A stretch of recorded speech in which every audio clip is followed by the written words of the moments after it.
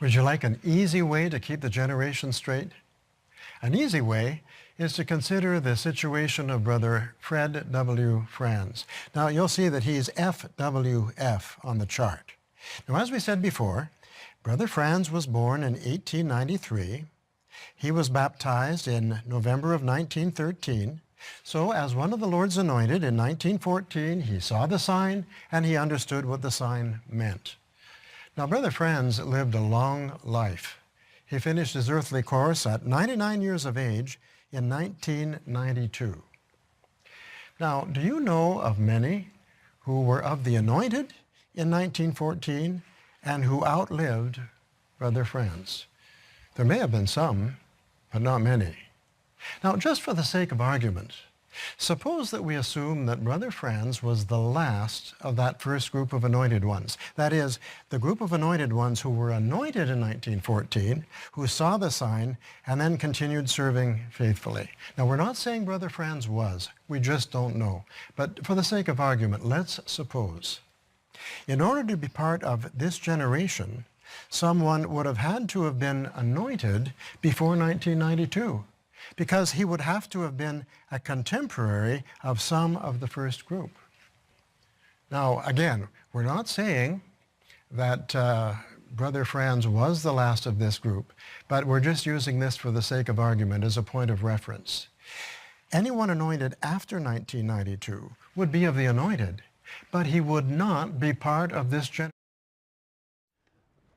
All right, well, today I'm going to talk about Social Security again. There's going to be one more discussion of Social Security later. I'm going to defer most of my plan until later, but I want to finish the discussion so that we totally understand the subject. It'll also allow me to talk about demography and introduce one of the most famous models in economics called the overlapping generation model.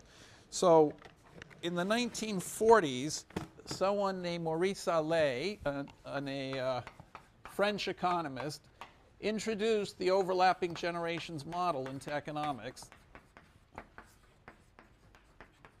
He wrote it in French, and it was sort of rediscovered by Samuelson in the 1950s. I'm not sure whether Samuelson had read Allais. I think Samuelson may well have read Allais, but anyway, Samuelson.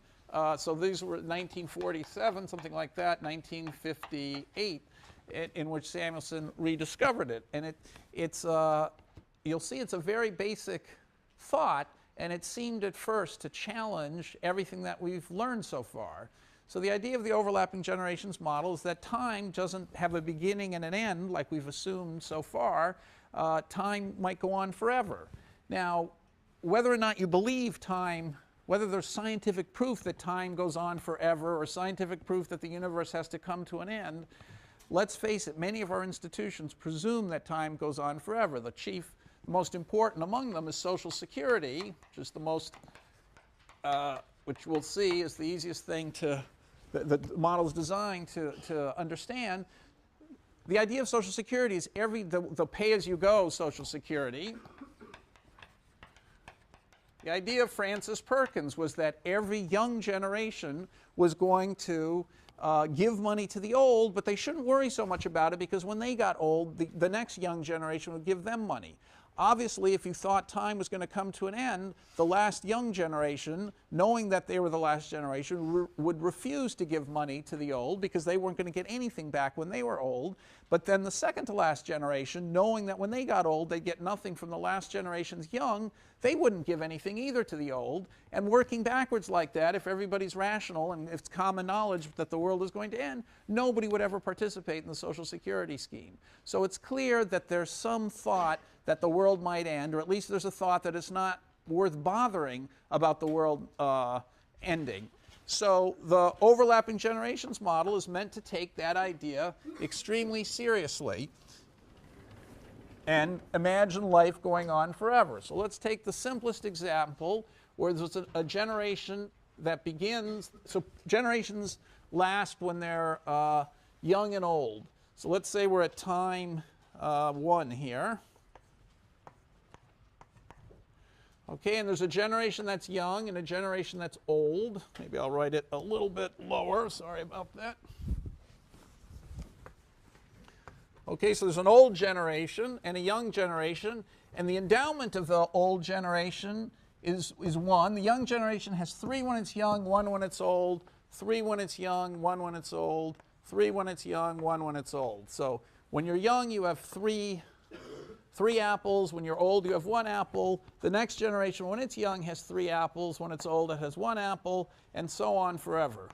So this will be t equals 1 here, 2 here, 3 here, 4 here, etc. So it goes on forever like that.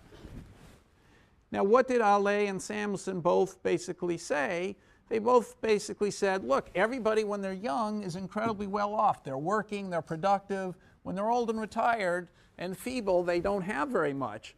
But what is it that but what can you do? Where can you trade, according to Samuelson? What does the old have to trade? You know, it doesn't look like there's any trade that can take place. So it seems like it would be very helpful if the old would give the new something, if the young would give the old something, and when they got old, the next generation's young could give them something. So the young could constantly be making gifts to the old. That was Allais and Samuelson's idea, and it's very closely related to Social Security. So Samuelson got a little carried away with his idea, and he said that Social Security was the greatest and only true beneficial Ponzi scheme ever invented, because, you know, in a Ponzi scheme, this has gotten a lot of attention lately thanks to our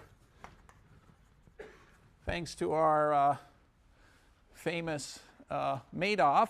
So a Ponzi scheme is basically an investment strategy where you take the money that people give you and you buy yachts with it. And then when they ask for their money back, you tell them, well, that you've gotten great returns, and you just hand them money that new people have given you, so they think you've gotten great returns. And when that second generation of people wants their money back, you tell them, well, you've invested it brilliantly, you've gotten great returns, but all you're doing is giving them the money that the third generation is giving you. And you keep going like that until finally you owe so much money you can't find new people fast enough to pay the people off, and then everybody discovers the Ponzi scheme and it all unravels, and the people at the beginning have made out very well, and the people at the end who, the second to last generation, they've lost all their money, and then lawsuits accumulate, and it's quite interesting that in the Ponzi scheme, the very first generations, that benefited are not free, because the whole thing was a scheme, the whole thing,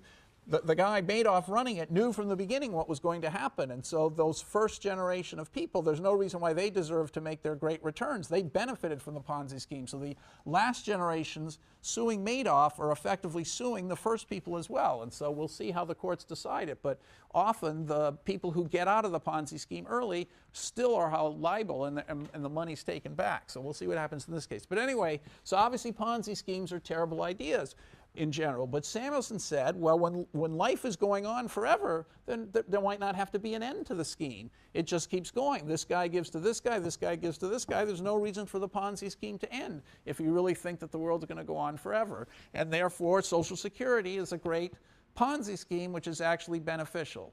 So Samuelson even wrote this as a journalist for Newsweek, and there's many. I happened to be a little boy when he was writing this stuff, and I remember some of the articles, and I've gone and found them.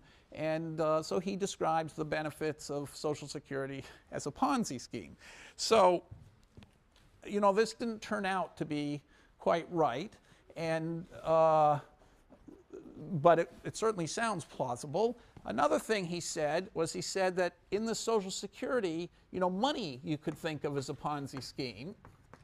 Money too, because you have worthless pieces of paper, but you're willing to hold them when you're young. You'll accept them for goods, because when you get old, you can find the next guy who's willing to give up goods for your money, and that guy's willing to take the money for it, because when he gets old, he can find the next generation's young who's willing to give up goods for his money. So the money, which is a worthless piece of paper, never gets exposed as being worthless, because there's always another generation around to take it who thinks they're going to be able to use it later. So these are fascinating topics that Samuelson discussed. But But I don't want to discuss them in this class. I want to discuss Social Security. And so I'm going to do a variant of the model that Samuelson never thought about, which I think is a much more realistic model. So I'm going to do overlapping generations with land. And you'll see that in this model, I'm going to add land to it. It's, I think, a more interesting model. And I'm not going to discuss the paradoxes of infinity, because once you put land, even though time goes on forever, the paradoxes disappear. So rather than spending all the time on the paradoxes and how they come about and do they make sense, I'm just going to add land from the beginning, and it will recapitulate in a nice way almost everything we've done this semester, and there won't be any paradoxes. So what do I mean by land? I mean, suppose that land produces one. So this is land output, produces one every period. So there's another output called apples that just, a tree that's going to live forever, let's call it land, produces one every single period. So here are the periods, and this is what's happening in every period.